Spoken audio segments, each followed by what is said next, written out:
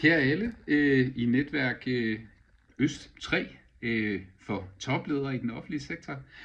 Tak for en god dag i går om ledelse i den digitale jungle og en formiddag, hvor vi satte fokus på digital modenhed i organisationen, og vi fik talt hvordan er det, man kan drive på den mest hensigtsmæssige måde digitale transitioner, digitale transformationer, men i det hele taget digitaliseringsprocesser, top-down styret versus decentraliseret, lad ting vokse op.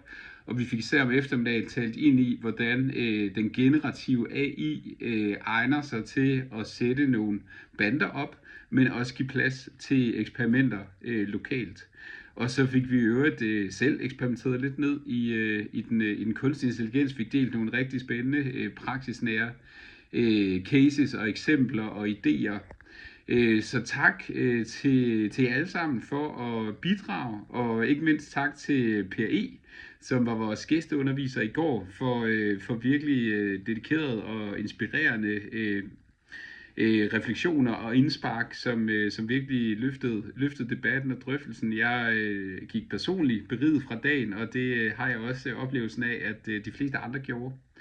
Så jeg vil egentlig bare lige slutte af med at sige, at det var jo så vores 4. netværksmøde. Vi har et 5. netværksmøde den her sæson, den 6. februar. Så jeg håber, I kan, hvis det overhovedet er muligt, jeg er med på, at der er ting, der kan komme i vejen, og der er et par afbud, men alle jer andre, jeg håber, I kan prioritere det og har lyst til at være med. I hvert fald så laver vi en dag, hvor temaet hedder ledelse af den attraktive og nytænkende arbejdsplads. Hvordan håndterer vi arbejdskraftudfordringen? Og på mange måder så arbejder vi videre, fordi især i den nytænkende arbejdsplads, når vi skal håndtere de her demografiske udfordringer med færre medarbejdere i den samlede arbejdsstyrke, jamen så er digitalisering en del af løsningen. Vi kobler i virkeligheden også tilbage til den sidste gang om vild velfærd, fordi arbejdskraftudfordringen er også på mange måder et komplekst problem, hvor man ikke bare kan finde simple løsninger, hvor man skal arbejde med mange samtidige indsatser.